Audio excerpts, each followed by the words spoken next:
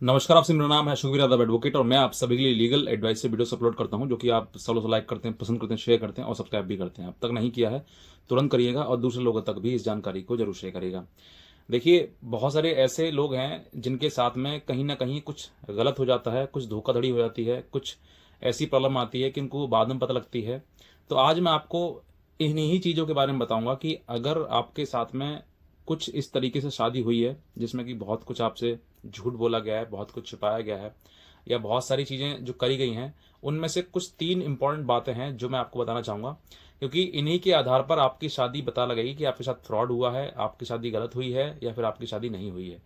इन्हीं चीज़ों के, इन्हीं बातों के आधार पर, क्योंकि हिंदू मैरिज एक्ट में जो है वो आपके लिए सेक्शन 5 में पूरी कंडीशन दी गई है कि आपके साथ में जो शादी हो रही है, जो दूसरा स्पाउस है, वो किस तरीके का होना चाहिए, किस तरीके से आपकी शादी होनी चाहिए, पूरी उसमें एक्सप्लेन किया है।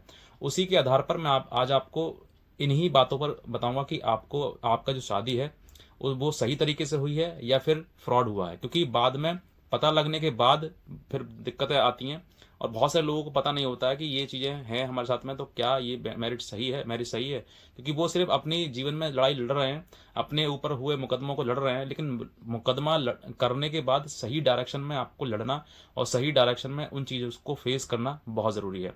क्योंकि अगर आपको आपके खुद के बारे में ही नहीं पता होगा, आपको अपनी शादी के बारे में ही नहीं पता होगा, तो फिर आप लड़ेंगे कैसे। तो आज मैं आपको उन 3 पॉइंट्स के बारे में बताऊंगा जो आपको बहुत ज़रूरी है इन बातों को जानना। सबसे पहली बात कि आपकी जो शादी हुई है, उस शादी में कुछ छिपाया गया है आपसे। अब वो छिपाने के लिए क्या हो सकता है, आपकी उम्र, मतलब उम्र, जो व्यक्ति सामने वाला है वो उसकी उम्र छिपाई जा सकती है, या फिर उसकी कोई गंभीर बीमारी, जिस बीमारी से आप, मतलब आपको जानकारी नहीं थी और वो शादी के बाद पता लगा। तो ऐसी शादी जो है वो फ्रॉड के तरीके में आती है और ऐसी शादी गलत शादी होती है, मतलब शादी शादी नहीं होती है। क्योंकि आपको शादी के टाइम पर बताया गया कुछ और दिखाया गया कुछ और अब बाद में निकल आया कुछ और। कुछ कोई कभी कभी ऐसा भी होता है कि लड़की दिखाते हैं किसी और को और शादी करा देते हैं किसी और से, ऐसा भी हुआ करता था पहले। अब चीज़ें वो बदल गई हैं, क्योंकि अब इसीलिए शादी जो है वो देख रेख के करी जाती है कि भाई लड़की को देख लें, पहले फेस देख लें, उसका चेहरा देख लें, उसके बाद उसको शादी करें, कहीं ऐसा ना हो हमारे फ्रॉड हो जाए। तो ये चीज़ें पहले चलती थी कि भाई लड़की को दिखाया कुछ और शादी हो गई किसी और से। तो ऐसा भी एक फ्रॉड हो सकता है आपके साथ में। तो ये सब चीज़ें आपको देखनी है कि लड़की की उम्र क्या है और लड़की के पास कोई गंभीर बीमारी तो नहीं है जिसके बाद जो है आपका पूरा जीवन खराब हो जाए। तो इसीलिए अगर ऐसा हो गया है और ऐसी शादी आपके सामने आ गई है, तो इन चीज़ों को आप देखें, ये आपकी शादी नहीं है, आपके साथ फ्रॉड हुआ है। दूसरा, हाँ, इसी में बताता हूँ आपके लिए, इसी ऐसी शादी जो है वो वॉइडेबल होती है, मतलब मैरिज मैरिज नहीं होती है, वो शून्य मैरिज घोषित हो जाती है। दूसरा, कि आपकी शादी जिस महिला या पुरुष से हुई है, वो शादी पहले से शादीशुदा था और उसने आपको बताया नहीं। अगर ऐसी भी शादी है और आपके पास आपको मालूम है कि भाई मुझे पहले नहीं बताया था, अगर पहले बताते तो मैं शादी करता ही नहीं इससे, या फिर मैं शादी करती ही नहीं। तो ये सब चीज़ें आपको समझना चाहिए कि अगर पहले से शादी आपको बता रखी है, सब कुछ ठीक है, तो आपको, आपकी इच्छा है, आप कर भी सकते हैं, नहीं भी कर सकते हैं। और अगर आपके सामने वो चीज़ें नहीं बताई गई हैं और छिपा ली गई हैं, तो ये गलत तरीका है और गलत का गलत ही मतलब है। तो फिर आपके साथ में वो सब चीज़ें जो है वो एक फ्रॉड के तरीके से आ गई कि भाई शादी जो है हमारे साथ फ्रॉड कर दिया गया, ये पहले से शादीशुदा थी महिला पहले से। क्योंकि आजकल बहुत ज़्यादा डाइवोर्स हो रहे हैं, बहुत ज़्यादा चीज़ें बिगड़ रही हैं, तो इसी वजह से जो है महिलाएं बिना बताए हुए शादी कर लेती हैं, दूसरी शादी कर लेती हैं, और पुरुष भी हैं।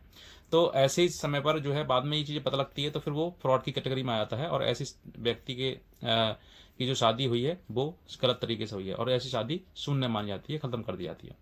तीसरा, ऐसी शादी जिसमें कि शादी के दौरान आपके साथ फेरे ना हुए हों, या आपकी ज़बरदस्ती शादी करा दी गई हो, या आपकी इच्छा के विरुद्ध शादी हुई हो, या आपका मन ना हो शादी करने के लिए और शादी आपकी करा दी गई, तो ऐसी भी शादी आपकी जो है वो ख़त्म है, शून्य है, मतलब किसी भी काम की वो शादी नहीं है। तो अगर ऐसी चीज़ों को आप एक तरीके से अगर देखा जाए कि आपकी इच्छा के विरुद्ध शादी हुई है, तो इसका मतलब आपने कहीं ना कहीं उसमें अपनी इच्छा नहीं जताई है, और आपकी शादी के टाइम पर जो है वो 7 फेरे होते हैं, वो 7 फेरे भी नहीं हुए हैं, और अग्नि को आपने साक्षी मानकर जो मंत्र पढ़े जाते हैं वो भी नहीं हुए हैं, और भी चीज़ें हैं, मतलब जो नहीं की करी गई हैं वो, अगर ऐसी चीज़ें आती हैं सामने, तो ये भी शादी आपकी गलत तरीके से हुई है और फ्रॉड तरीके से हुई है। तो ऐसी, अब इन सब चीज़ों के बातों के बीच में पीछे जो है कंक्लूजन में आते हैं। अगर आपके साथ मान लीजिए ऐसी शादी हो गई है, इन सब तीनों कंडीशन जो आपको मैंने बताई हैं, अगर ऐसी शादी अगर आपको हो गई है और आपका जीवन यापन बिल्कुल ठीक है, परेशानी कोई दिक्कत नहीं है, तो आप स्वीकार करके आप शादी अपने मतलब ग्रस्त जीवन में जो है आप रह सकते हैं, आपको कोई दिक्कत परेशानी नहीं है।